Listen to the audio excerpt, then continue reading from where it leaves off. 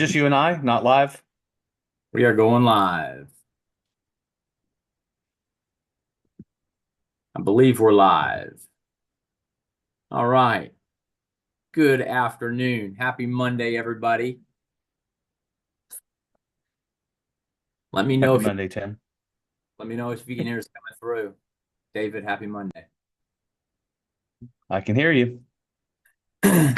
Somebody drop something in the chat. Can you hear us? Can you hear David and me? Maybe drop where you're coming from. Who's coming from Virginia? Who's coming from Maryland? David, who'd you bring from Tennessee? Sleeping cats. Max is back there somewhere. Yeah, yeah. All right. Make sure we can be heard, and I see folks are joining. It's great. Give it a second or two. Somebody drop something in the chat if you can. Let me know that we are coming through loud and clear for you. Welcome, everybody. Welcome. David, I got my coffee. Hopefully you do. No, coffee's done, man. Water. Well, I have to tell you, somebody's got me hooked on this mushroom coffee. Try, If you try say it so. out. How much it costs, by the If way? you say so. I need to put, is that on your start That's on my or start. stop or Yes. continue? That's definitely continue, man. It's been real good.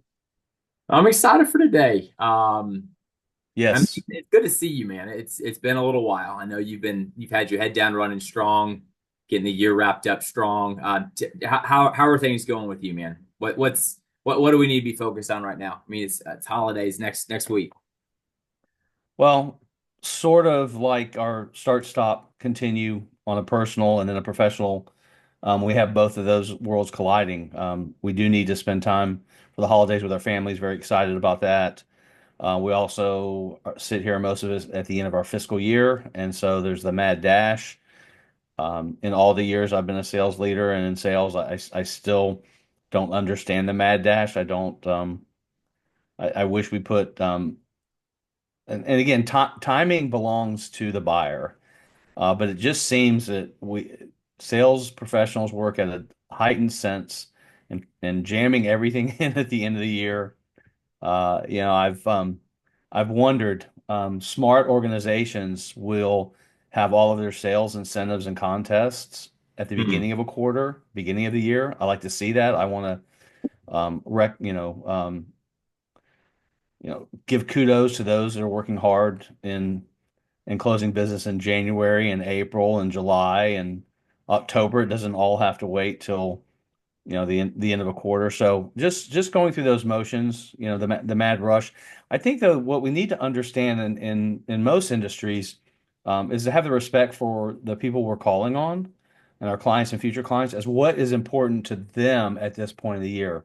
Hmm. There was a time when I was coaching in the Microsoft Dynamics channel, and at the end of the year, your CFOs and your financial people are wrapping up the year, and January is a very busy time for that as well.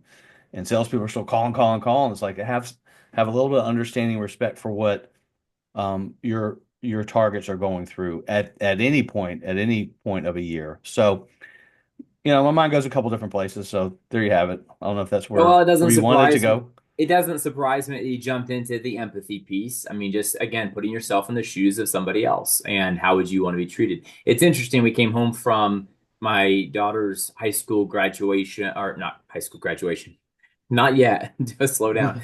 Um, Soon enough. we went for her high school Christmas holiday celebration, and just a fantastic day, very well organized event. And we got home, and there's a package laying on the porch. And who doesn't love a package that isn't Amazon and isn't Walmart and isn't everything else you have on auto delivery? No, this one was a package I could tell was different. It had some, holiday cheer on the sides of the box, and it's all wrapped. And so I got it into the house and opened it up, and it's from North Carolina Wreath Company, and I'm like, oh man. And just a dear friend of mine, former boss, and and good friends of my wife and I, them as a couple and us, we've spent some very good time together. You know, those sorts of people, and it was nothing more than just beautiful. Well, I shouldn't say nothing more. It's absolutely gorgeous. The centerpiece.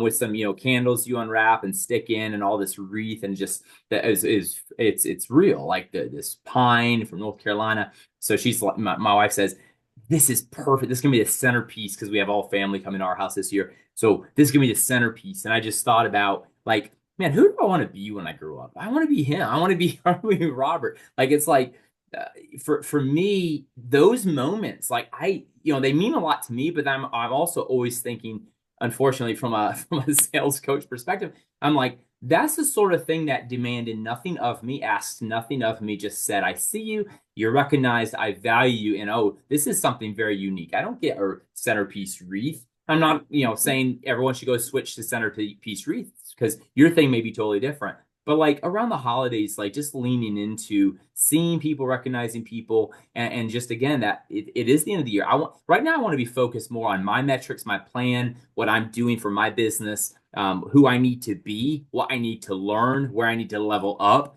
what I need to be courageous about in the new year to try to start something new.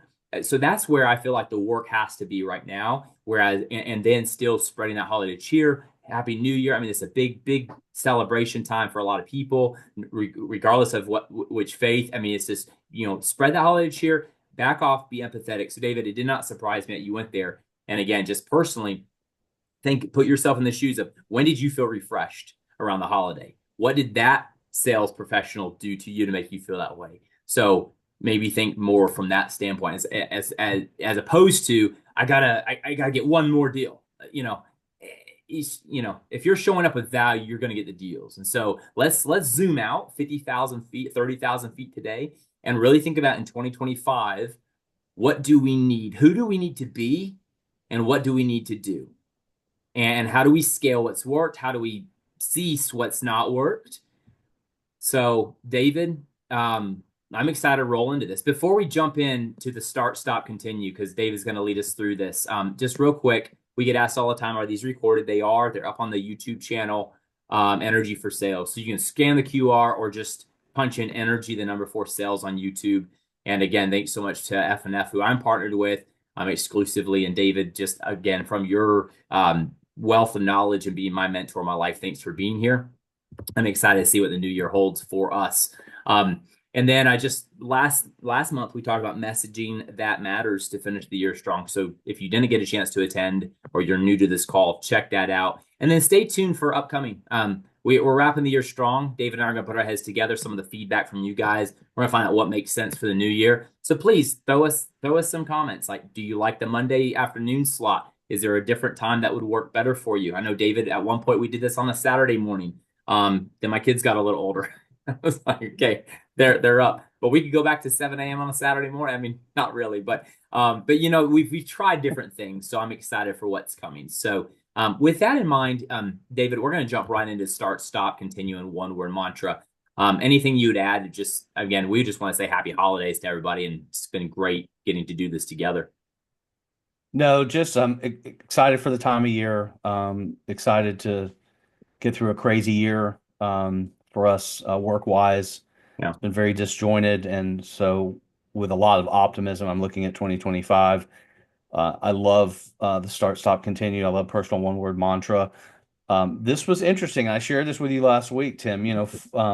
We've done this for many, many, many years, and it really helps tee us up for both personally and professionally a great year, a fulfilling year of accomplishing and driving the things that we want to drive. So for our listeners, I reached out to Tim. Typically we do start, stop, keep, and out of that comes the one word personal mantra. And I shared with Tim that this was really weird this year because my mantra came to me about a month ago. And like with most one word personal mantras, I kind of push it aside, make sure that it's real, see if it circles back. And so for this year, the one word personal mantra came first. And it made it almost as easy, if not easier, to work on the start, stop, and continues because I'd already set my why, my vision, my North Star going. And so it was just an interesting byproduct. Um, we've been through a lot organizationally this past year. I'm not going to um, go into detail of it, but it was, it was not a settling year. It was a lot of change, a lot of Movement. things hit us, and so as a leader, leaned hard into empathy and seeking to understand where people were and why they were there and help them through that. But this year, for 2025, with everything we've been through, I knew that 2025, I had to have impact. That word was going to be impact, Mm. greater impact in everything, personally, professionally, everything I touch, everything that drives me. Now, that doesn't mean that I'm 24/7. We're going to have impact. We're going to have impact. But it definitely was a year that we put a very wild, tough year behind us, and it's time for me to have impact, have greater impact with my team. I had an existing team. I got a new group of folks added to that. So I had new teammates, a lot of change, a lot of disruption. And so this year was all about how do I look at the world? How do I look at what I'm doing to have even greater impact? So that was odd because it came first. Again, I normally push it away. Tim and I kind of vet them back and forth. Is that really what you wanted? Is that really what the year should be about? I wouldn't. I was so solid on this that I don't even know if Tim had any feedback to it. But he agreed. He said he agreed, and so off we went.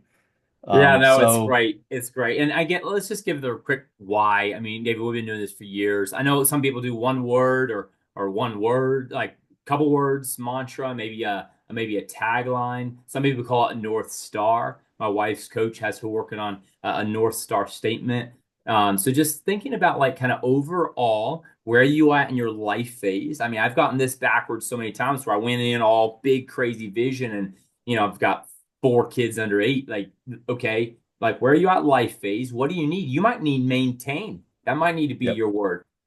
Build. You may need to build something. That was my word a couple years ago. Um, build the house. Like that was a couple like it was my mantra, right? So there's always every time I was thinking like, okay, hold on. Why am I getting all jumpy onto this next thing? I got to slow down and build. Building takes time. Give yourself the space, really think through and build. So build was one. Focus, I've had multiple years actually. And so all in all, I want to say, and I was asking my son this morning, I was like, so what would be your word? I was kind of running through this in my brain. And I was like, pitched it to my kids. I always love pitching things to my kids because they'll ask me like, well, what does that mean? And I'm like, well, apparently I didn't say it simply enough. And oftentimes that's just me complicating it because they're very brilliant. He's like, a one word for the year, mine would be focus. And it's so funny because he's like mini me. And I'm like this. I said, what would focus do for you? He's like, well, I'd do better in school. I'd do better on my like projects. And I mean, he plays the piano very well. He's got good focus. But again, I was like, okay, one word. So a one word that aligns with your vision, David. I loved how you snapshotted your life phase, where you're at, your team. You've taken on a lot more team members. Like, okay, where does that need to be? And for you too, life phase. Like you've literally held me accountable to several things in my life because of the impact you want to make. And you've decided we're going to do it together. So that absolutely aligns with you. For me, I'll share mine, and you guys, as you're thinking, you could drop some words in the comments, or you could start just taking some notes on your phone or on a notebook, on a journal. We always encourage you to bring a journal. I did throw this handout in the chat for you guys. This is something we make available to everybody who attends.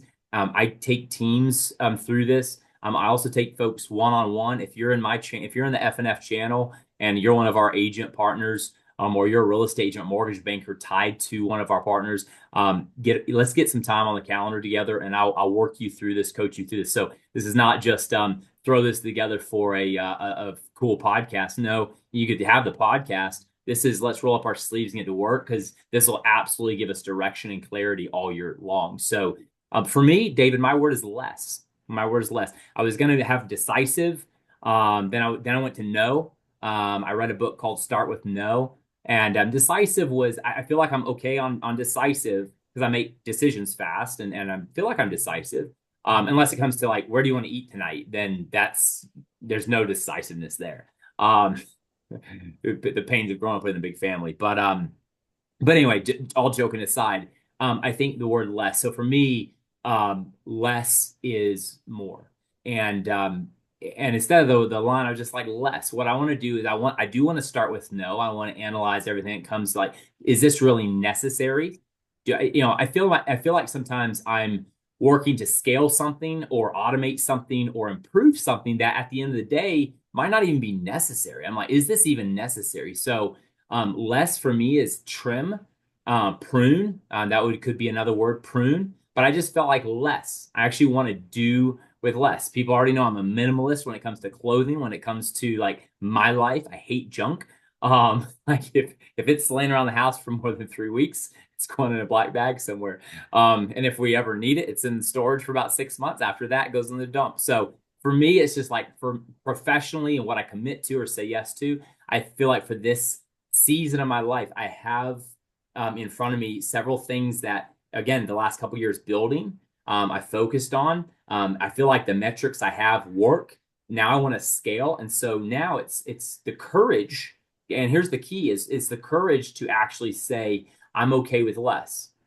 I'm actually okay with less. I don't need all this more. I'm okay with going deeper with, and listen, I think all of us have maybe certain clients that if we were honest, we could go deeper with and do more business around, and they're amazing to work with. So sometimes the less. So for me, again, my word is less. So so kicking that off. And then I do want to tease out, and David, any feedback on less, I'll kick this over to you. And now I do want to tease out next month what we're going to go over before we get into start, stop, continue.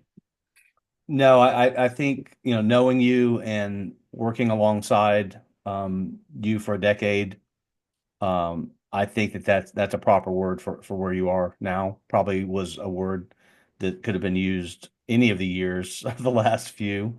Yeah. But and I'm glad you also mentioned about seasons because we've talked a bit about that.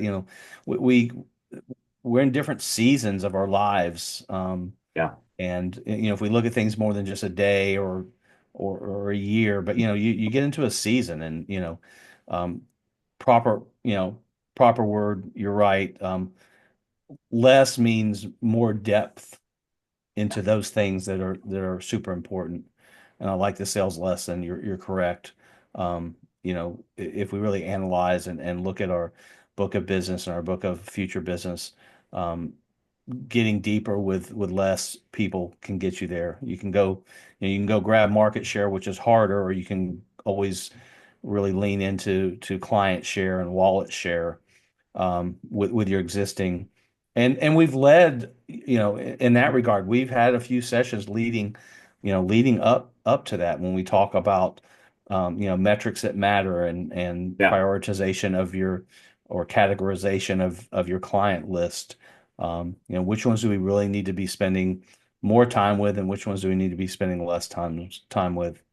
Yeah, I so was at. the word becomes a filter, right? So throughout Mhm. the year, I already know I throw so much on my calendar, and I have a mindset of more, more, more, more, more, pack, pack, pack, pack, pack, and no less. I need bandwidth to continue Yep. implementing and automating the things that work, like less. So it's a filter. The other thing I want to say is your word can give you permission to kind of be a little radical. So what I mean by that is if somebody's throwing something on there, hey, like you could have that phone call like with a boss or with somebody in your upline, say, hey, just FYI, like my vision for this year, here's where is my word is this, and that's just not in alignment this year. Could we Mhm. revisit this? So give you the word can give you courage, the word can give you permission, the word can be a filter. So anyway, David, thanks for Yeah, your and feedback. Go and ahead. if it's the correct word, I mean, it works both ways. As you're talking, I'm thinking about impact, which is my word, and my litmus test is this an area or a focus that I can have impact for someone, for myself, and Yeah. if not, then it's down the road Yeah. or just not now. So even whether you look at less as helping you find out where do you need to spend more, the antithesis, impact again. If I can't have impact, whether it's in Yeah. a group or a networking area or a relationship, um, then let me go find those that I can have impact with. There it is. I love it, man. real quick teaser next month, January. And really we want to get ahead of this before January. But what I will share is this: use the handout. You use Stephen Covey's quadrants of mind, body, heart, spirit. Need to live, need to learn, need to love, need to leave a legacy. I'm going to do a deep dive training, all about mindset, all about the way your neurological pathways work. This is not necessarily a manifestation session, but it is going to touch on some of the things how when we visualize, when we believe, how we actually achieve. And so it's going to be very mindset driving, very scientific, but also we're going to take and do an exercise of vision board, but putting it in a journal. So here's what I would encourage you to do ahead of January is throw down on the quadrant on the handout some things your body needs, your mind needs, your heart needs, and your spirit needs in 2025. We'll arrange all of that together, but just a quick teaser on that. And trust me when I tell you, this vision board session I take and teach teams. I'm going to be doing one in Virginia Beach in January. I'm so excited. And then we got another two up in Maryland. So I'm excited. But please get that, get ahead of that and get excited for what's to come. And then David, let me advance real quick. So we're going to dive deep into start, stop, continue here. So page number 2. Let's just start with well, which way do you want to go? You want us to go start through continue? Or why don't we just start here at the top? Wherever is fine. What's interesting, the more we've done this year over year, Yeah. um, and none of us are perfect, but I found it hard to fill the stop, because if you're intentional in what you're doing and you're doing it, Mm. first couple years probably quite a bit on stop. I had some.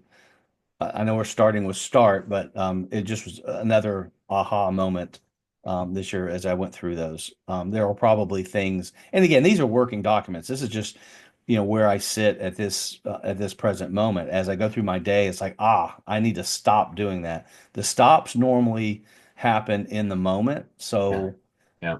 just ensure, be aware of that, and look for those things.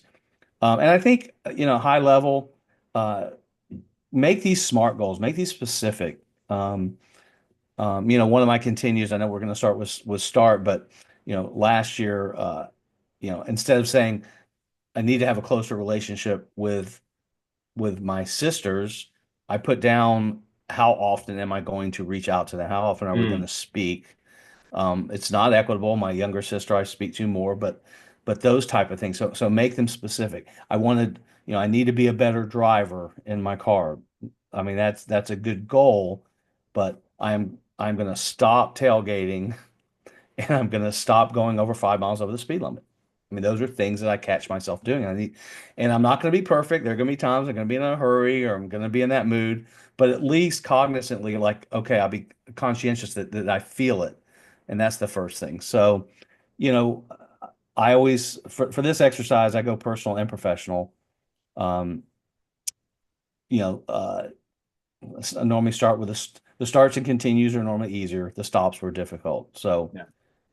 Tim, where are your thoughts? Well, communication always comes up for me. And so, a couple, I loved how you went, there's some personal things as you look through this list. And again, 9 questions, or 9 considerations, I should say, 3 in each, that will help generate thought around start, stop, continue.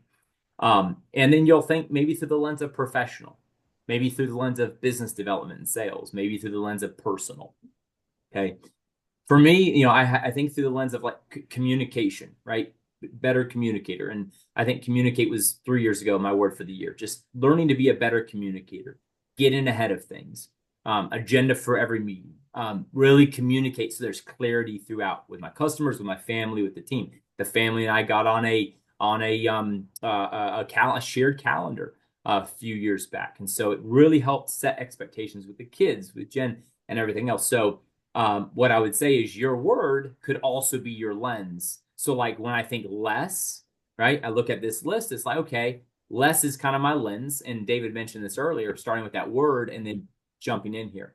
So really more this is an exercise. I do want to walk through each one of these and kind of give a little bit of an explainer. around the 9 considerations. And I have more time on today's call than David does. So I will give one illustration and kick it back to you, David, to any closing things you want to give before you have to jump. Um, Here's what I would share. So for me, right, communication was a big deal. Okay, I want to stop setting the wrong expectation. Okay, stop. It's hurting. It's not necessarily driving a wedge. So the consideration, things that are driving a wedge. The thing that I feel like, oh, I let somebody down. Oh, I let somebody down. I need to stop letting. Well, what lets people down? Setting the wrong expectations. So here's a quick practical what I'm going to stop doing. I'm going to stop boxing myself in. So there's something that comes across my desk, not time bound, it's not urgent, but it's something a team member needs from me. So instead of saying, and I have a bad habit of doing this, I'll look at the calendar. I'll even think, I'll give myself plenty of time, boom, through here. And I'll say, I'll have this to you by boom, close it. I like to be precise. And guess what will happen?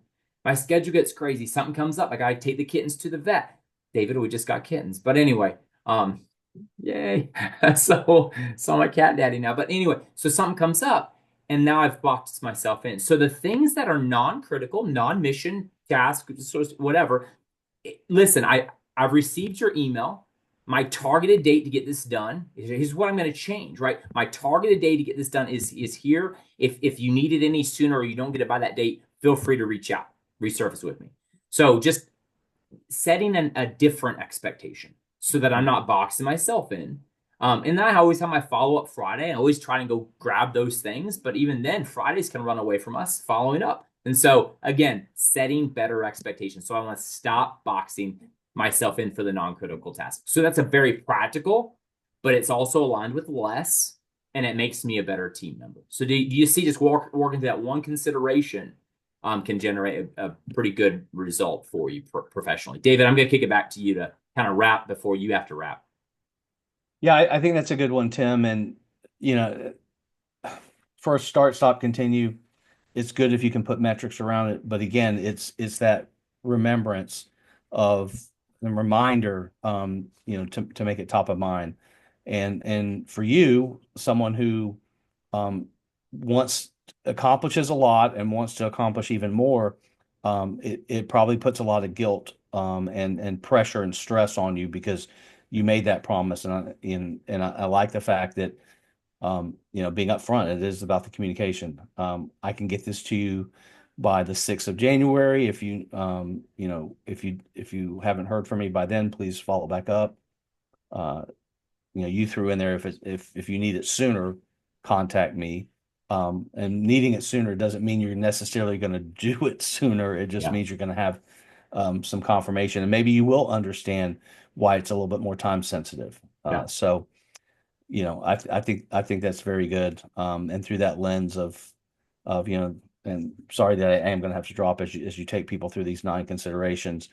Um, again, this should be a fun exercise. It should be something that moves you into a positive direction. And again, it's not etched in stone. We're not taking out a tablet and striking striking it in. So this is something that's malleable that you're going to work on together. And again, the no's, the stops, happen in real time. So pay attention to them. Yeah, it's fantastic. Well, David, again, Yep. thanks for all your impact already throughout the year. We're looking Yep. forward to a stronger 2025 together. I'm Yeah, excited. and wishing everyone a fantastic holiday season. Don't lose. I mean, we're in sales. Everybody's pressing hard, but don't lose the joy and the peace that can come with this great holiday. Yeah. And Happy New Year, everyone. Take care, brother. Tim, talk Um, to you soon. yeah, absolutely. So as we continue, folks, and just accommodating some scheduling changes there for David. I just value him so much. It's been a personal accountability partner for me for nigh on decade, and as far as his sales acumen, just fantastic. So we certainly appreciate him on this call. The start, stop, continue again for me. Here's what I would challenge all of us to do. Look at your calendar and schedule some time over the next few days or between the holidays, maybe over coffee for the 3 mornings or 2 mornings, and just I'm big about not printing stuff out, but maybe print this one out, or take this as a template and then write each one of these down in your journal. Start and then just go through the considerations. So let's walk through these nine real quick. But my encouragement is schedule some time outside of this call where you can sit with yourself and really dig in, think through these considerations. I will tell you, when you can write them down, you have a 47% chance scientifically, you have a 47% more likelihood of actually moving this forward in your life because you've taken it from thought to actual, moving of your hand, writing down, even more so than texting or taking notes on a tablet. So I would highly encourage you, pen to paper, write some of these things down, and then go throughout the year and just review it. I love going back at the end of any year and looking back at some of my intentionalities and saying, wow, I've become a better person, a stronger professional, a kinder human being because of these things that I said I was going to do. So again, we talked about looking through your one word mantra lens. We looked at maybe your vocation lens, maybe a personal lens, like David mentioned, time with his sister. So, what are some things in your life you feel like are languishing? You need to start. So, let's walk through these things I know in my heart, both personally and professionally. I truly need to start doing to accelerate myself and my impact. Okay, jot those things down. Things I know in my heart I need to start doing. Okay. A lot of what comes up around sales as I'm coaching, time blocking. I need to own my calendar. I don't own my calendar. I need to do a better job owning my calendar. Okay, if that's the thing you need to start doing, then think about, okay, what consistency, and we'll talk about habits here in a second, but what consistency, what does that look like? So just be starting to think with the end in mind, but write down, start owning my calendar, right? That's a great start, all right? Maybe it's something around technology. I know a lot of folks who they have seen the why of video. They have seen the benefit that it can have in their business. They've seen the benefit that it can have in their personal relationships, that they're building with clientele and nurturing and maintaining clients. But they've just not carved out the time or developed the habit for, better communication, leveraging a technology like video. So maybe something like that, right, is something will accelerate yourself and your impact, right? So things in my heart, both personally and professionally, that I need to do. So maybe it is start showing up in my family more. Start showing up for my personal relationships more. Start, you know, um, taking a role in my local community, that I've thought of for the last 3 years. I'm just too busy. I've not really thought about how this works. So maybe that's something, right? But personally and professionally. Consideration number two here is as a leader and mentor, I've shied away from doing these things, but no longer can afford to. So again, this kind of leans into more of the, like that John Maxwell philosophy of, know yourself and be a leader of one. Why I put as a leader and mentor is I believe at any level we can stay with what's working for us and we can plateau and we can just be good at what makes us, money, or we could be good at what drives our success or our wealth or whatever our dream or goal is. Maybe it's a possession you've wanted and you've gotten there. And I've seen professionals and I've coached them at the end of their lives who have told me, Tim, I have everything I've ever wanted. I've got the house, the car, the boat. I've got the vacation home. I've got everything I want. And yet I've not done this. I've not done that. I've not achieved this. I've lost this relationship. Like it's at the end of the day, there's a call for all of us to step up to the plate and to be a leader or to share what we've learned, be a mentor. And here's what I believe. I think this is next level living, right? Because I believe that we can shy away from that front line. I believe we can shy away from stepping up. I believe that we can get into our comfort zone. Don't get me wrong, a comfort zone, people say, growth is outside the comfort zone. I've seen a lot of people grow, but they grow for themselves. They grow so they can make more money. They grow but it's a more of a self-centered life. In as a leader and a mentor, it's how can I step up and share and create more impact. I mean, David's been a huge mentor of mine in this is living for others, sharing, growing other people. Maybe it's launching something that I've never wanted to launch because again, I'm comfortable just making money, just doing these things that I've gotten really good at. So again, this as we think about start, it's as a leader and mentor from that perspective. What are some things maybe you've shied away from?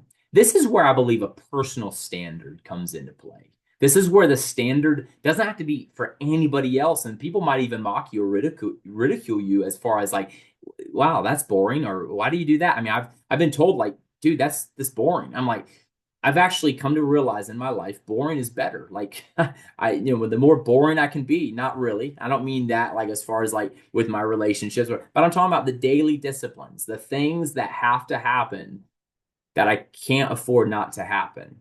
These are boundaries. These are personal standards, raising those. So think about what you need to start there. And then what are some daily disciplines? This boils it down to daily, right? But what are some daily disciplines um, that will absolutely enable me to achieve my goals? So for me, like having a non-negotiable uptime, right? And trust me, I told you, 4 kids under 8 at one point. Now we're like a teenager, and like almost my youngest is almost double digits. And so, and many of you, like friends of mine, you have like one guy I was talking to the other day, three going into college at the same time. I'm like, how in the world? But here's the thing, right? What's a daily discipline, a non-negotiable that will absolutely help you achieve your goals? For me, a couple years ago, it was a gallon of water a day. And for me, I started lugging around a water container. And I'll tell you, I started lugging that around with me. I would empty it before I got to security. I would take it through security. I want to empty the gallon. I'd put a little bit in there if I was traveling, and then I would drink that, put in my suitcase, it would get through security, then I'd go fill it up, and I would travel with that thing. And when I would walk in places, some people were like, "Wow, like where's the horse?" Like, it's just these comments, and sometimes you kind of take down and be like, "Man, am I being obnoxious here?" But for me, it was like I have to drink more. I was dehydrated.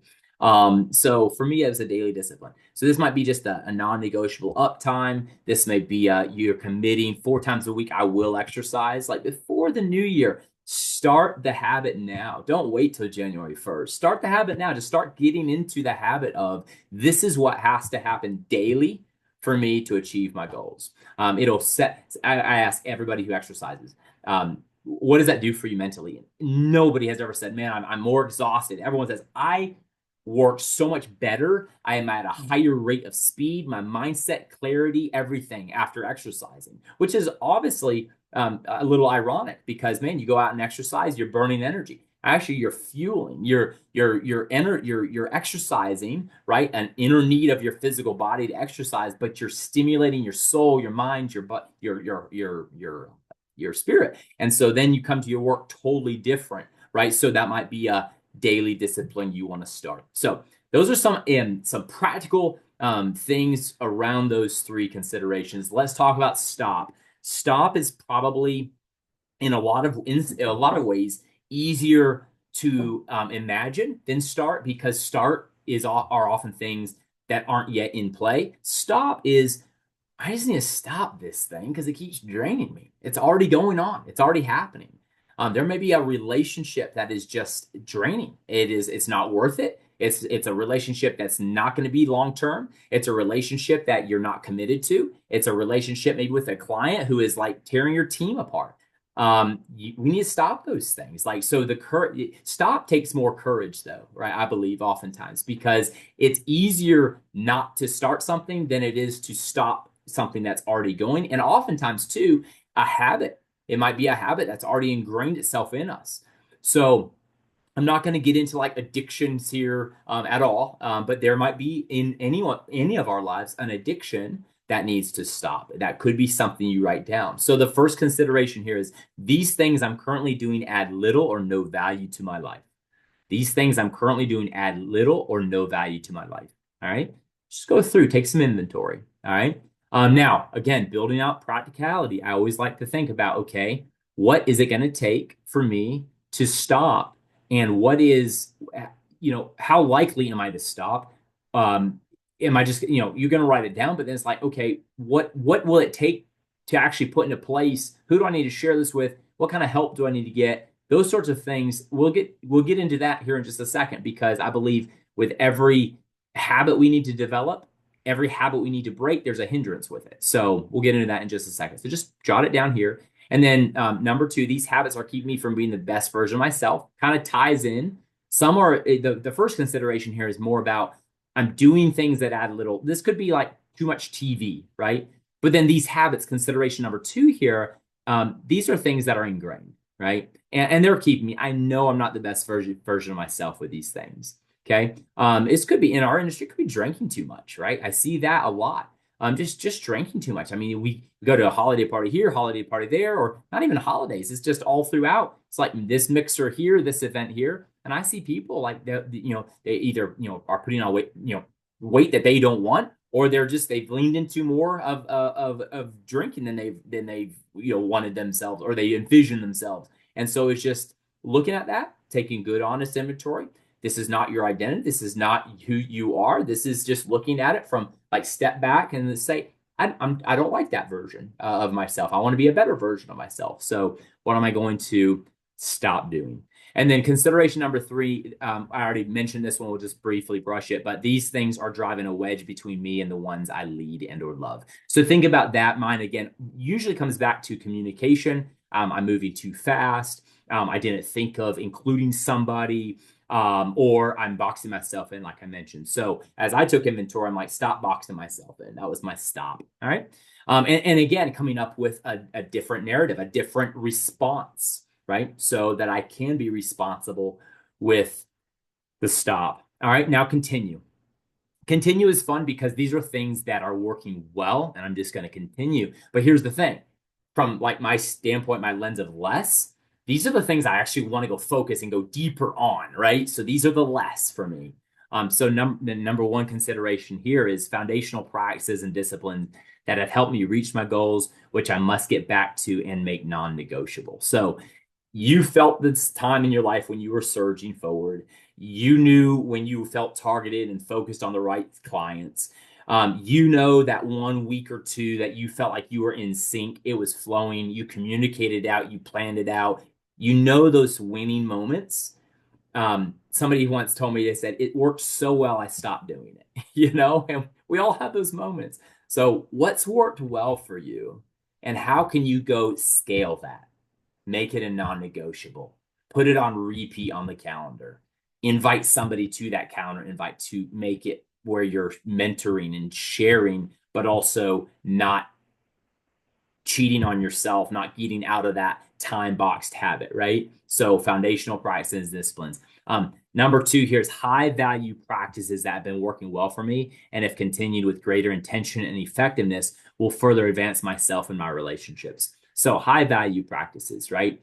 For me, one of these that I've often started and then stopped and need to continue, not been as consistent with, is individual dates with my kids. So we spend a lot of family time, we spend a lot of time as a family unit, but for me, the times that I've taken my kids on individual dates, whether that's a Saturday morning, or whether it's going on a work trip, or taking a plane ride somewhere, those things are huge for me, and definitely for the relationship with them, especially as they get older, right? And so for me, it's like that's a high value activity, a high value practice. Another one for me is one-on-ones with leadership. So leaders of companies, leadership teams. And sometimes that will slide into a reactive posture of when they ask me to come in instead of checking in with them. And I found that every time I check in, it's more of a welcomed sigh of relief of, yes, please come see us. Let's sit down. We need to get back on track. I'm running busy. So being like an accountability partner to the executives that I coach and lead with their teams, that's something that I have, it's worked very well, but sometimes I slip into a reactive posture with. Talk about, think about the time where you surged and you reached out and you got a whole quarter lined up of good high quality visits with people, and then you took your foot off the gas pedal a little bit, but that quarter drove so much business for you. So think about that, like what's a high value practice that I need to get back to doing? Again, personal illustration there, professional illustration there, but hopefully triggering some thought. And then continue things that fill me up, energize me.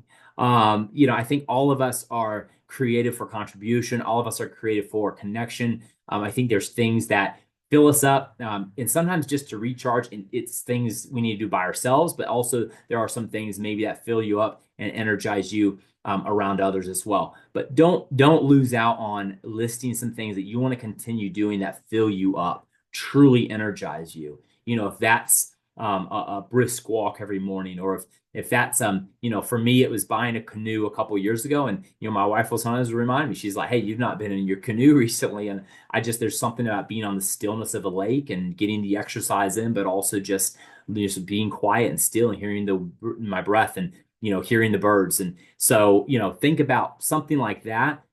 Maybe for you it's a quarterly retreat this year. You want to get away, whether it's by yourself or with a colleague, and you just want to strategically plan each quarter ahead of it. The years that I've done that, my year's been insurmountably better, right? And that filled me up. I came away from it thinking, why haven't I done this before? And I got to do this again. And then a couple years go by, right? So think about those sorts of things. All right. So start, stop, continue. Hopefully, you all have received something out of that as far as in some form of inspiration. I would highly recommend you take some time to do the one word mantra. And then and then the other thing is this: broadcast it with somebody. Your one word mantra could be something that maybe is a hashtag with every social post you do, or maybe it's just a journal entry throughout the year. But then your start, stop, continue, I would share that, not necessarily with the world, but I would share that with a trusted advisor in your life. David and I exchange ours. I share mine with a couple other buddies as well, confidants. But I would highly recommend sharing it for the accountability. All right. Now let's segue over into some business planning. And again, we go through three. I don't plan to go all the way to three today, but I do want to give each of these segments the appropriate amount of time. So with that in mind, just business planning, right? So as a business consultant, I go in and talk to, leaders and executive teams about, like, asking them questions like, what do they want to achieve? Where are they going? What's the next, 3 to 5 years look like? And all these questions. But I think sometimes for us professionally as sales individuals, sitting down and creating a business plan, like, we are in business. A lot of us, the way we report our income, think about it. I mean, we are running a business. We've got a book of business. We're running a business. So we have to think, it's not like we're just plugging in from, 9 to 5 and just doing, an assigned group of tasks. No, we really have to think strategically about being proactive. What does my book of business need? What's trending right now?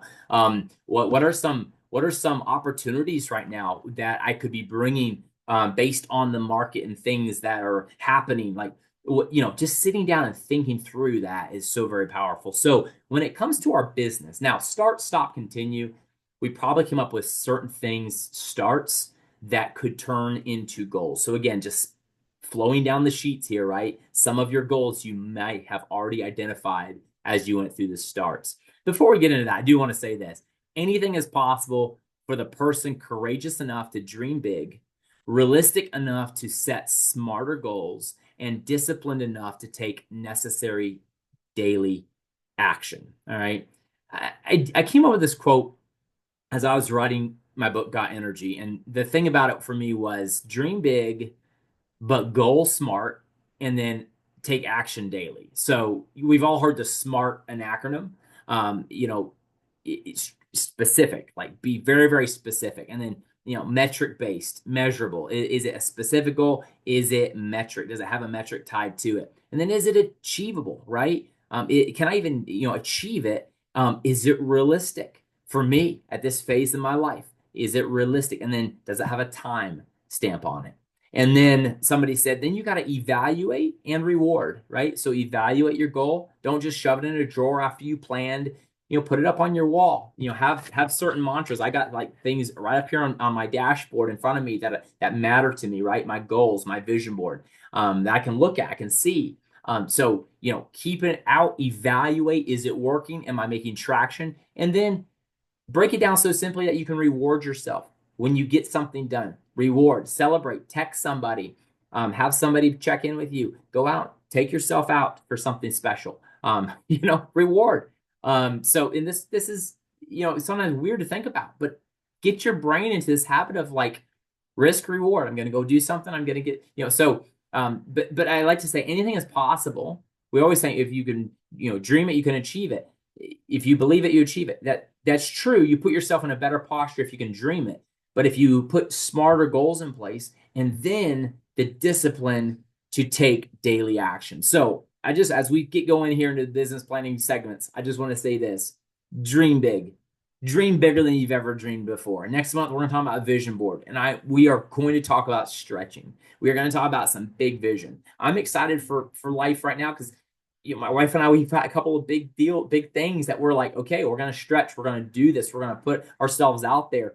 I guarantee you, because of going through this exercise enough in my life, the end will not look like what I think it looks like today. But by seeing something, by envisioning something, and then starting to take action, I'm going to put myself out there for good things to start happening, right? So I want to say dream big and then goal smarter,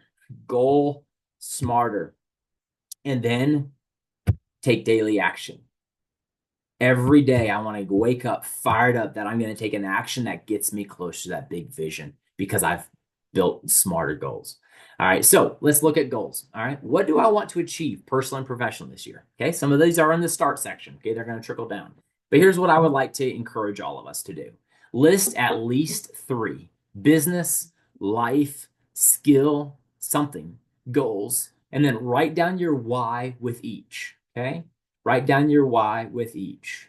List at least 3 business, life, or skill goals. So business, something in your business, something you want to do in your business. Your life, I know a lot of people will put down like a weight goal. I think that's always a great thing. A weight goal, exercise goal, something in your life. I had a professional recently say, I'm going back to school. I'm going back for my master's. I'm like, wow, that's amazing. So like a life goal, or maybe there's maybe a skill you want to develop, and that would be maybe some education would fit in there. But I'm just thinking through business, life, skill. Write down 3. Write down 3. So a lot of people, me included, we'll fall into that like, hey, I want to list a ton of stuff. I want a lot of stuff this year. Um, I like the um, I like the quote that says, most people overestimate what they can do in a year and underestimate what they can do in 10. Just think about that for a second. All right. Like life happens in, I think, phases and chapters. I think we underestimate or we overestimate what we can do in a year and underestimate what we can do in 10. I would say if you really want to move your life forward, just get really clear on a few goals, just really clear on a few. James Clear in his book Atomic Habits talks about, like habit stacking, which translates kind of to goal. You might have a goal that is like, okay, if I do this goal, then these other 2 are more likely to happen. I'm going to position myself for these 2, right? So instead of just thinking, okay, I want to earn um, 10% more this year, right? That's a good goal. 10% more, 10% growth of income. That's great. But what if you instead thought through, I want to take what I've learned as far as like a sales professional. I want to mentor somebody internally. I want to mentor somebody in my company. I want to mentor somebody, and I want to be more of a value adding resource. So I just want to be a value adding mentor to 5 of my best clients and 1 colleague, right? And then you reached out to those people with your plan, and you said, "Hey, like I've been blessed with certain levels of success in my life. I'm wondering, would you value an accountability partner in 2025?"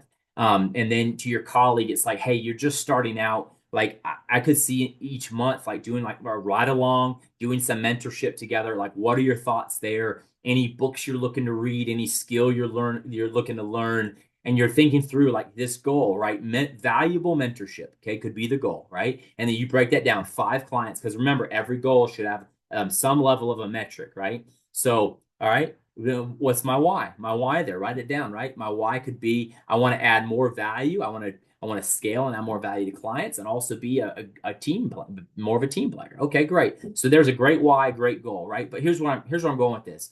Okay.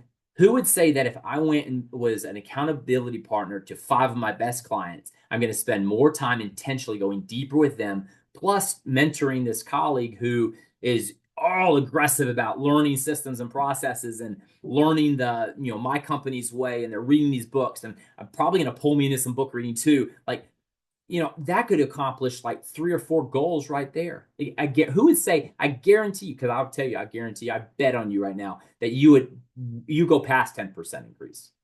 You go past, because there's things you'll do with those 5 clients that will spill over to the other 20, 25 top clients easily. Right? There's things you're going to do with a colleague that's going to spill over. You're going to be you're going to be create this attraction. Right? So for me, I just want to think more, okay, dream big. Dream big. Don't dream small that your goals end up just staying small and don't stretch you. Somebody said, Joe Vitale, I think he said, a goal should scare you a little and excite you a lot. Okay. So, goal. What do I want to achieve? All right. List 3 things down. All right. Let's move on to objectives. So, once you come up with a goal for the year, right, you're going to become this accountability partner. If your goal was, I'm going to be an accountability partner for 5 of my best clients, like checking in with them, like what does that look like now on a monthly, weekly basis? What is the measurable step to accomplish that, right? So a goal oftentimes will be more of the strategy, right? And then the objective is going to be more of like what I would think of as the target, right? Or the tactic. So think goal is big. This is like what I want and the why. Objective is like what are the monthly, weekly measurables to accomplish this. All right. Now, we're coming down a little further into strategies and tactics. So, have I thought through the best approach? Okay, so this is where you slow down a little bit. Oftentimes in my life, I'll go off half cocked. Oh, this is a great goal. I got a good why. Here's the objective. Here's what it looks like every month. But I forgot to go run it by the team, or I forgot to go, run it. Maybe call my best client and say, "Hey, I'm just chewing. I'm just spitballing on this. How would this hit you?" And instead of baking this whole thing that I'm going to launch to 5 clients, maybe I'll go to one client and say, well, how does this hit you? They're like, I like the idea, but I think that it should be this way. I'm like, oh, wow, that's great. So now your strategy is starting to take shape, right? Have I thought through the best approach for each step for the objective, right? And then, okay, tactically, right? So you have your strategy now, the best approach. Now, tactically, like what are the planned daily actions? How will I complete this? Tactic might be something along the lines of how am I going to reach out? Is it going to be a Zoom call? Is it going to be a Teams call? Is it going to be in person once a quarter? Like the actual tactic, like the thing I'm going to do. So again, I threw one out there that was more mentorship, value adding mentorship, right? You can throw anything in here, work it through goal, big thing. The goal is like what's going to be done at the end of the year, right? I will be proud of this thing at the end of the year. Objective, okay, that's what I'm going to be doing monthly and weekly to accomplish this goal, right? And then and just deconstruct the goal. Just think of it like a car, and you're taking the car apart, right? Just take the goal apart. What will it take? And then strategy, approach, right? Another thing with like strategy, say you have a weight loss goal, right? Weight loss goal, I want to be, my goal is to be 30 pounds slimmer, trimmer, sharper, handsomer, beautifuler, whatever. And then your objective is, okay, I'm going to work out 3 times a day. I'm sorry, 3 times a day. Wow, we're way past like that's intense. Like that's basic training level. I'm gonna work out 3 times a week. All right, so we got weeks. So then week times 4, you got 12 workouts. Okay, now strategy might come around. Okay, now what's the best approach for this? And here's where you might consider, okay, what hasn't worked for me in the past? Joining Gold's Gyms or go Planet Fitness, and that never worked. I never show up. Okay, maybe we need to change the approach. Maybe this should be reach out to 3 or 4 people that are always focused on staying trim, slim, and exercising on the team and say, hey guys, or maybe in your mom's group or dad's group or whatever, your local community, maybe there's a bar fitness or something that you always drive by and you always see a lot of energy and you're like, I need to change my approach. I'm not going to go this alone this year.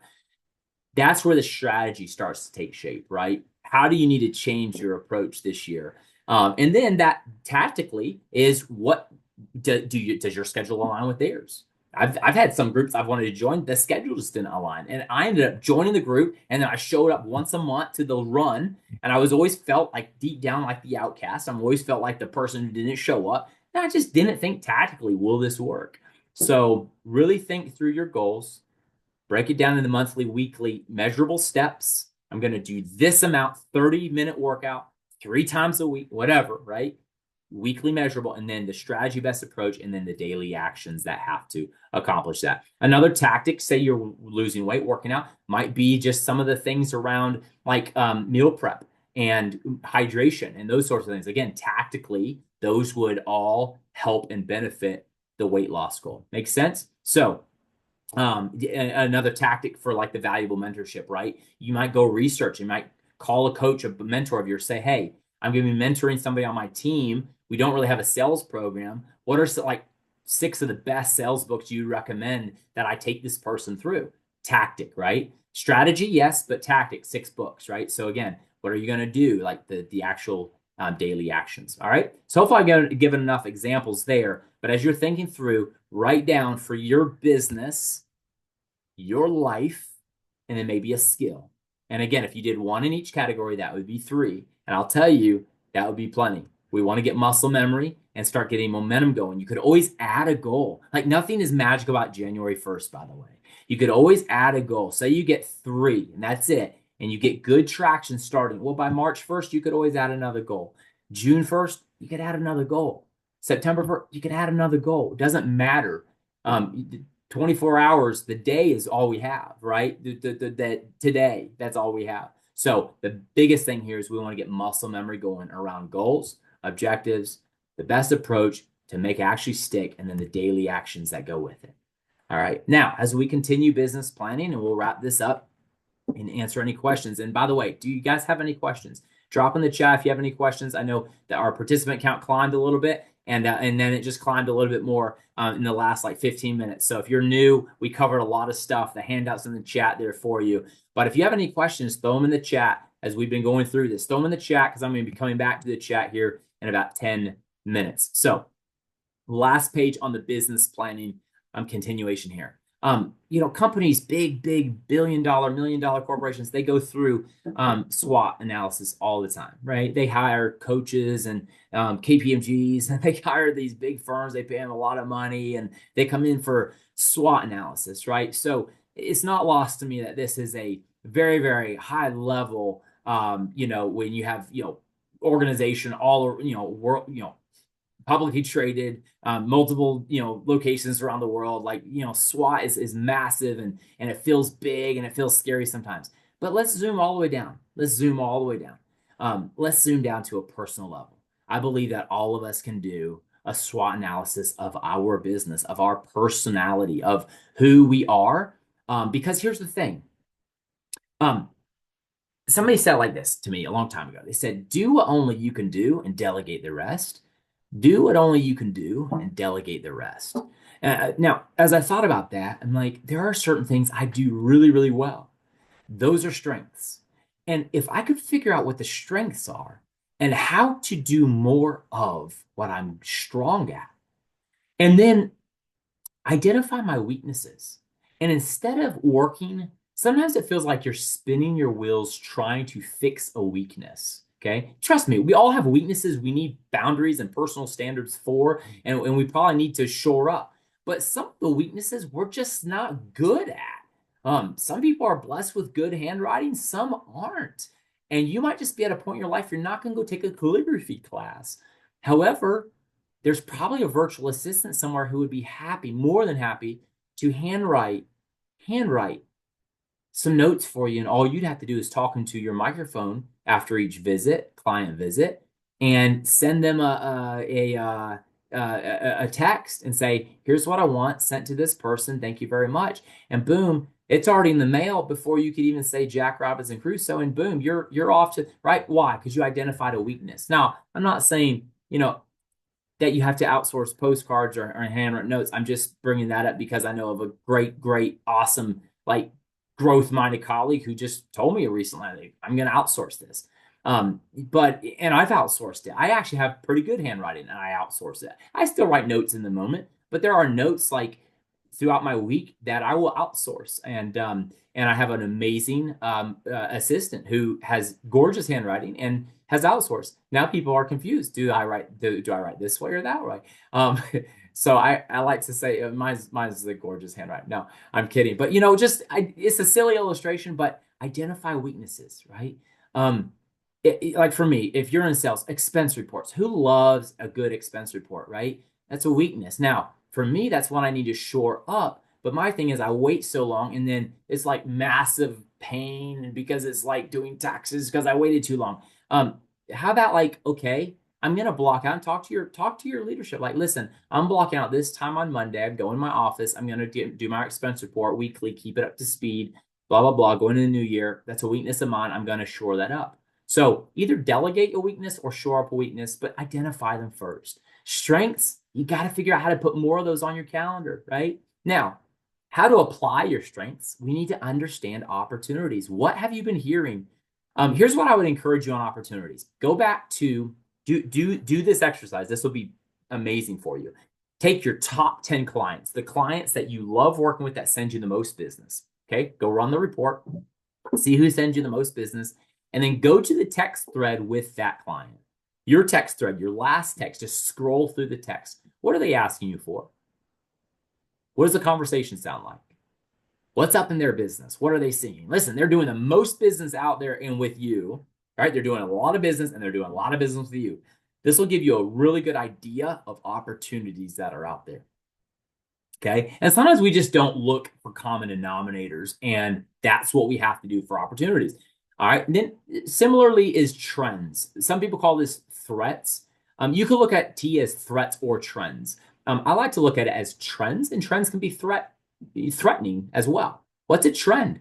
Where's business maybe trending towards, trending away from you? Who's trendy out there? Who's coming up and coming? Like who's making a splash right now? What are the trends? What's happening technologically? What are some of the trends? What are people demanding, asking for? What are some of the trends, right? Opportunities, I believe, are already happening in front of us. They're in our book. We maybe just haven't quantified them. Trends are things coming, right? These might be on a more of a macro scale. These might be more in another industry. These might be more like a mortgage banker doing something right now. And yeah, I'm not our industry is not doing that yet. Okay, maybe it's coming, right? What are some trends? How can you be? And here's why I like to flip and ask: how can you be a trendsetter? People in the real estate industry, especially where I coach heavily, people are attracted to those who are thought leaders, right? And I'm not talking about being the jumping around on every little new trick kind of a person, but the people who are advocating, the people who are out there with thought leadership around a certain given subject, and there's something that you love. It's like every time you see a podcast pop up, you want to listen to it. There's something like that you love. How can you be a trendsetter? So identifying those is pretty powerful. Now, we talked about goals, objectives, strategies, and tactics. Okay. With anything, start, stop, continue, goals, objectives, anything.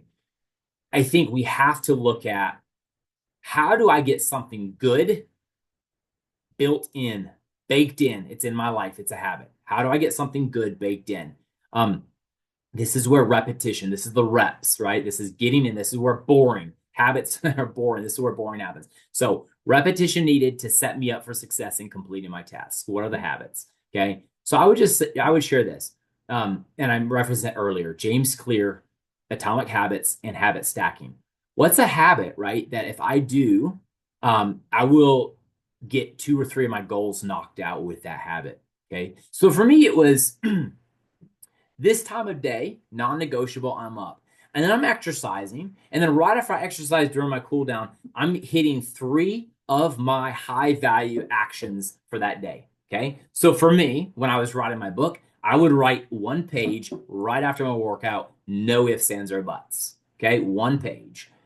In a couple of years, I had enough crap written down that I could go to a publisher. Okay, it's still out, and the jury's still out on whether it's actually a book or still just a pile of mumbo jumbo. But beside the point, no, it is a good book, and I love all the people who ever took the time to write and say like chapter 6 changed my life, or wow, chapter 7 I'm like totally renewed energy, and like it's a blessing, right? But it took that intention of I'm gonna go get up at this time. And what got me excited was not going and putting pain on my body because I don't actually like to exercise. But what was exciting was after my exercise, I was going to feel really good and I was going to sit and get to type and write. And by the way, I was calmer. Like ADHD didn't get to decide why I was doing that because I was actually calmer. My body had just worked out. And now I can actually sit there and I would sit there and type. And I would type and then I wouldn't get my coffee. Like I still had to guzzle my water because my habit was I had to get through a certain amount of water before getting my coffee. So I'm typing, but I knew the reward was coffee. It was coming, right? But why do I share that? Because two habits led to like five habits. It's called habit stacking. Does it make sense? So after my book was published, what I flipped that into was okay, now I gotta get my book distributed, get people to buy it, get speaking engagements lined up. So what I did after every workout, I already had the habit there. After every workout, I would go on and research on LinkedIn and I would find three prospects and I would reach out and message them and I would add them to the CRM and then I would go get my coffee. So every morning it became a three prospect touch, right? And after 90 days, I had so many I was reaching back and recycling and going back through. And then you get a gig, and then one gig leads to five gigs. And so for me, it was habit stacking. And to this day, I always think about what habit could I package another habit with? And sometimes the one habit isn't exciting at all, but the second habit is more exciting. Does that make sense? So habit gives repetition. Reps is where muscle is built. Reps is where growth happens. Now, what I had to also learn when I set habits up in my life is I had to anticipate the hurdles. Hurdles often happen with other human beings because if you were honest with yourself, if you didn't have any other responsibilities, kid falls down, gets skinny or has a stuffy nose, wakes up one day, so they're sick, and or you have somebody who in your life that they're maybe this habit is going to kind of conflict with something you both already have going together, right? Those hurdles we need to anticipate and either have a contingency plan for or do a better job communicating around. And my problem was I was really just afraid when I started like writing my book. I was afraid to communicate because I had a value. I had a value issue. I didn't value myself. I didn't value what I was doing and bringing to the world. And so I didn't have a conversation with somebody like a boss who I feared. Listen, I started going back to school as a non-trad because I want to get my degree and be the first in my family to do it. We were not a college family, and I put it on my vision board, built a goal, went out and built an objective, and had a strategy. The strategy was not the best strategy. Built a tactic and went after it. Well, I thought that if I told my boss about it, then it would probably dissuade him from like promotion and all this. I had fear built around it, and some of his personality caused that for sure. Some of incidents with him caused that for sure. It wasn't all me, but most of it was me. I was afraid of having this conversation.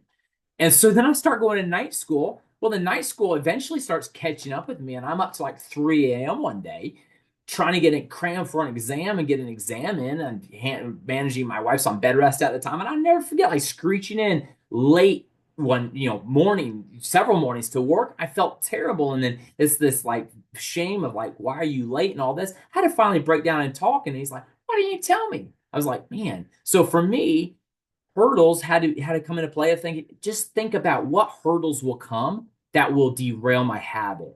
And can I have a conversation now and say, hey, this is very important to me. I really want to get this done. Here's how I'm going to be a better employee because of it, blah, blah, blah. And I did. I mean, took so much of what I was learning as a non-trad, brought it back, and we really built and exploded a lot of business. So for me, it was like made a lot of sense, but I needed to communicate it. So think through the hurdles, okay? Think through the hurdles. Um, I don't think we do enough contingency planning in life, right? Contingency plan. Or here's the other thing. You've got relationships, you got little kids, okay? What's going to happen when you don't work out? What does that look like? Just build a contingency for that because it's going to happen, right? Don't let yourself quit because you missed something. Celebrate what you've done. Have a contingency for when this doesn't work. Even if it's just a little set of weights down in the basement and a little yoga mat you pull out, you keep the reps going, but you're at home babysitting, working virtually. Whatever that looks like, have a contingency plan for it. Don't feel like, man, I didn't show up to Planet Fitness. I'm off. I'm done. I'm all washed up. I see that happen way too much and habits never stick. So plan for the hurdles. And then here's what I want to share.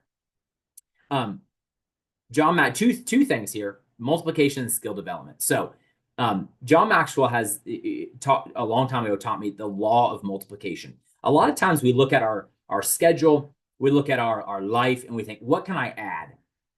Like how much more business can I add? What can I, okay? Um, Here's what I want to challenge all of us with. Let's think more around multiplication. Multiplication is where I can take anything that's worked and then multiply it multiple ways. Okay. So think about it this way. Who are your five best clients? Okay. What did you do to win that business? And then how do you scale that? Who like them can they introduce you to? So again, you all of us have we've built a certain level of business and we can continue doing things the same way or we can work a little smarter. So always think about when you approach something, think multiplication. um are you having conversations like or like this, we talked about this during the messaging that matters as you to end the year strong last month. We a lot of times will go into like budget season. We'll plan our budgets around a customer and we'll say, this customer gave us X this year. I'm going to mark them to give us X this new year. And then we, somewhere in the first quarter, try to have that conversation about, okay, can we grow together and all this? We never really tell our customer, hey, here's my growth plan around you. Is this realistic? What do you think? How can I, what's worked well? What hasn't worked well? How can I show up with more value? When somebody knows that we're looking at them like that, it's going to be a whole different conversation. And I find that our conversations just aren't as rich as they could be because our questions aren't better. Our context isn't better. Our communication. So think about multiplication. How do you multiply what you already have, right? How do you go to your best five and ask for referrals to another five? Right. Referrals, I mean, not to get onto a whole sales, this is supposed to be business planning, but referrals are like rare. I don't see enough people ask for referrals. Somebody said ask early and ask often. Referrals are so powerful. It's the way to scale. So just think about what have you done well? Who's that client and how do you scale? How do you go multiply? Um, Multiplication principle is goes right into skill development.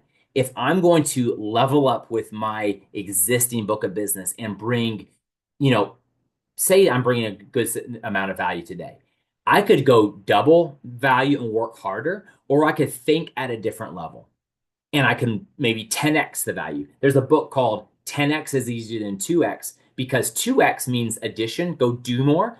10x means a whole nother way of thinking, right? So, what skill do I need to learn so that I can leverage myself better? What skill do I need to learn so I can leverage myself better so that I can show up differently, right? So, into 2025, think about multiplication. The other thing about multiplication is this: sometimes you have to divide, then multiply. Sometimes you need to look at your book and say, I'm spending 80% with these people that are giving me 20% of my revenue, and I'm only spending 20% of my time with the people who are giving me 80%. I want to flip that. I also want to weed out some of the clients who they're just not a good fit for me anymore. They trickle in every now and then because it's always the deal that they know I'm going to be a great resource for, but it's not. So I'm going to go have honest conversations with them as far as, hey, I want to move forward together, but it's going to need to look like this. And if it doesn't fit, it doesn't fit. But I'm going to go scale with the clients that match me better. That's multiplication. Skill development is all about drawing a circle around you and then growing everything in that circle, right? That's me. I have to grow myself. What skill do I need to learn? So real quick, January, we're going to be talking about vision boards and building a powerful vision that will literally fuel your goals, your objectives, your strategies, your tactics. That will take care of itself if your vision is strong and if it's in front of you every day. We're going to build this together. It's an exercise that's been very, very powerful for me, my wife, my kids, my family for going on. I believe it's about not this being our ninth year. So that's coming next month. And then in February, we're going to actually bring my brother Andrew on, and I'll stop sharing real quick. We're going to bring Andrew on because Andrew has taught me the level of AI that I leverage every single day in my sales. And AI is, listen, whether we like it or not, it's here to stay. Our teachers are figuring out how to use AI now in the school so that our kids have more, they're going to use it anyway. They figured so, our kids can be more creative. They can put it to use, but we got to teach them how to use AI so they're not using it the wrong way, right? So I say like, and then our government's figuring out how this works and how we could be a leader in the world with AI. So if you look at those two factors alone, and we're still fooling ourselves or trying to fool ourselves that AI is going to somehow go away, if your educators, your teachers are figuring out how to train the next generation on AI and how to get the best out of them, leveraging the tool because it's a big, massive calculator. That's all it is. Big, massive calculator that can take a big problem and give you a result, right? So how do you know how to use the calculator? Anybody remember in science, you got the scientific calendar as like calculator. You're like, I don't know how to use it. AI is the same. Okay. So all I'm saying is if the government's figuring out how to make this work and lead the world in it, and our teachers are teaching our kids, it's not going away in the business world. And our businesses, you see, maybe you're like, oh, I can't stand it, all this. Our businesses are going to continue leaning into it. And I like to say it this way: AI is not going to replace you. I believe the professional leveraging AI will show up better and differently and be had to have more bandwidth, more mental margin for their clients for thought leadership, and they will replace you. So, with that in mind, January is vision boards, but February we're going to bring my brother Andrew on. He's going to do a deep dive for an hour and a half on the AI tools that you need as a sales professional to leverage yourself to add mental margin back. So, get in the harness, sit down, do your business planning, your start, stop, continue, your one word mantra. Lean in January. If you are one of our title agency partners, I will see you at our Energize conference in Maryland and Virginia in January. And then coming out of that in February, we're going to jump in here and talk about some of the AI tools. And I'm sure by then, 3 months down the road or 2 months down the road, there will be a lot of changes even then. So it'll be a good topic. Let me look real quick here. Any questions, guys? Dropping here. Do you have some talking points to avoid them thinking that they're just a dollar sign to you? Nate, thank you for that question. You sent that at 2:47. I think I was talking about segmenting your database and really looking at those clients who you can multiply with. It's a great question. I would answer it like this. I believe for me, I've really never looked at a client with dollar signs. Somebody told me a long time ago, and you could smell commission breath a mile away. Um, I believe that if I bring a lot of value, that value will be reciprocated. And I've always just lived to bring a ton of value. But what I would do is if somebody's just not like, those clients who they show up to all of your stuff, they eat all your food, they take all your training, they trickle in one deal or something. The conversation there is like this: listen, we bring a lot of value to the market. I pride myself in bringing a lot of value to my clients. And it really, I look at, every so often I look up and I take a snapshot of where my book of business is at. And, at the end of the day, I'm in business and you're in business, right? And so I look at, is this value being valued? And, unfortunately, it just looks like, just again, from the numbers here, it looks like maybe somebody else out there is providing more value to you, or I'm missing the mark somehow. So I always put the onus on me that my value might not be valued to them because listen, they've only exchanged one deal with me. That's like somebody give me $1 for all this value I'm giving them. Like it should be like $1,000 here. Come on. So for me, I just like my value is not being valued. So maybe I'm not valuable to them, right? So I'm going to take the onus. What's going to happen typically? Because it's like, listen, a lot of my clients, they tell me this is very valuable. Am I missing the mark with you? What's going to happen is you're going to either break down there's a big issue there, like, no, I've always been loyal to this person over here. You're going to have a better conversation as far as, well, then what would it take to shift some of your business our way? Like, what would it take? I respect loyalty. Could we see an increase? Like, so you're able to have that conversation, or the conversation is just going to scare people. Listen, I've learned it is okay to coach people up or coach people out. And you have to coach your clients too. You have to coach them on how to, now I'm not mean coach them like a coach, but in coaching, like if the environment gets too hot, people leave. And it's not a bad thing at all. Like, and the thing is, you don't have to be proud about it. You don't have to be obnoxious about it. Just like, hey, I want to bring the most value. Like, maybe you just had a down year. Like we only saw one deal come through. Is there, I'm missing something. Am I missing something? No. And just let them talk after that. So the ones after that conversation, the ones who don't have it or do not plan to give it to you, they will weed themselves out. just turn, I would just say, just turn the heat up a little bit. And you'll see the ones who are ready to get hot with you. They'll come in, they'll lean in, and the ones who can't or don't or aren't willing, they'll lean out. You'll coach them out. Now, if you're like just there's somebody who's just like killing your team, like I've had those too. Like they're terrible. I've actually stepped in and just had those conversations like, hey, I don't think we're a good fit. I don't even have the value conversation there. I'm just like, hey, just some of the things that my team have shared. Some of the ways, like I guess what you value and what our company values as far as like our core values, how we do business. It feels like oil and water, man. Like I just don't think there's a fit here. Let's pump the brakes. I've got a lot of good affiliates or colleagues in the industry. I can refer you to somebody. I just don't feel like there's a fit with our team. I've stood in and actually delegated a client somewhere else, and maybe it's just a better fit with somebody. But so that would be Nate. Hopefully, I answered your question. Again, I keep it a value. It's a value exchange more than dollars. Dollars follow value if people are valuing. But you're going to have the mooches, and then you're just going to have the people who don't have the business. And be careful not to write people with no business off who are really trying to learn and lean in and grow. Because you're going to have some zero to heroes, and you need to be mentoring those people and pouring in those people, and they're going to remember you. So, and Nate, I know you're killing it out there too, man. So thanks for being on today. Guys, I know we got 4 more minutes. Any other questions here? Just again, I would encourage you put some time on your calendar over coffee, some sacred time that you can protect, that you can get ahead of the world, maybe before the world's up, and just sit with yourself. I do this every year, and I'm better for it every single year. So we'll see you back next month, guys, for vision boards that will empower your life, that'll fuel your life.